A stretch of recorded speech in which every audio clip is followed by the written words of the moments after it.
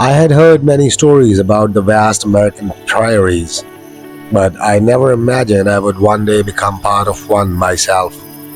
It happened years ago while I was traveling across the wide open lands of the Great Plains during the late summer. The landscape stretched endlessly, miles of tall grass rolling toward a distant horizon, with the sky so wide it felt like the earth had no ceiling.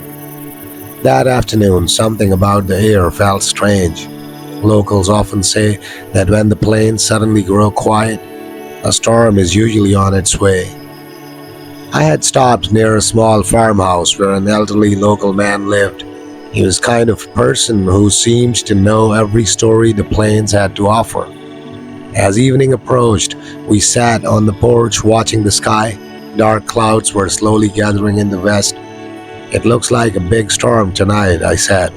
The old man nodded, but his eyes stayed fixed on the clouds. Then he said quietly, "Not every storm comes from clouds." I looked at him, confused.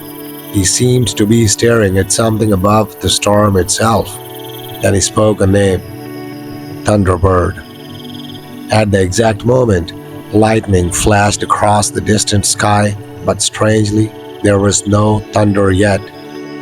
At first, I didn't take his words too seriously. To me, storms were just a normal part of life on the plains. Anyone who traveled across the Great Plains knew how quickly the sky could change. But that evening felt different. The wind suddenly stopped. The tall prairie grass, which normally moved constantly with the breeze, now stood almost perfectly still.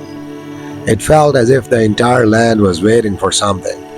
The storm clouds continued gathering in the distance, growing darker and heavier.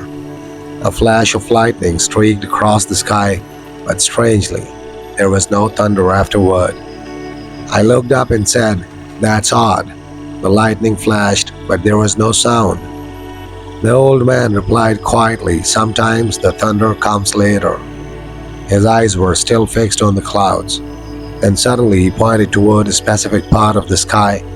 "Look there." I followed his gaze. At first I saw nothing, just thick storm clouds rolling slowly across the horizon. Then something moved inside them.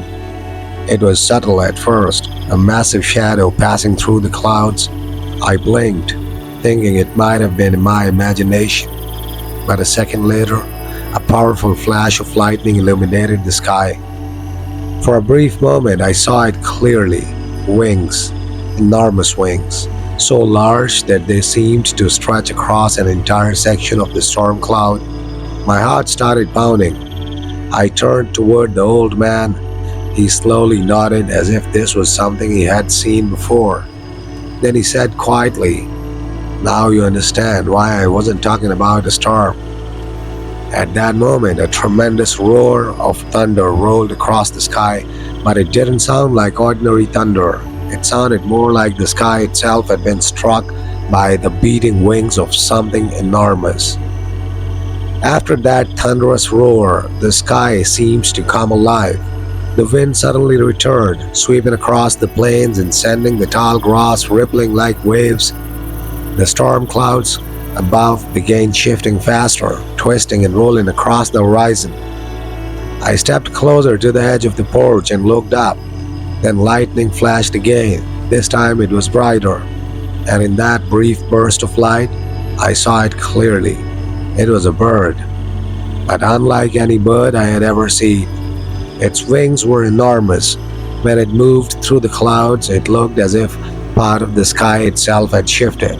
Each time the creature beat its wings, lightning flashed inside the storm clouds, and moments later, thunder rolled across the plains.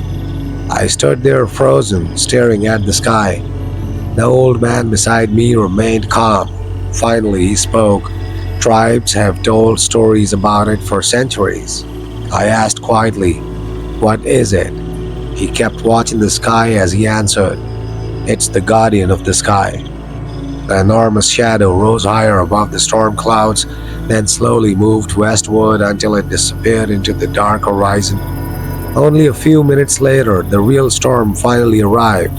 Heavy rain, crashing thunder, powerful wind sweeping across the plains, but one thing has stayed with me ever since that night. The thunder we heard before the storm didn't come from the clouds, it came from wings. And even today, whenever I see a storm from forming over the Great Plains, I always watch the sky a little more carefully.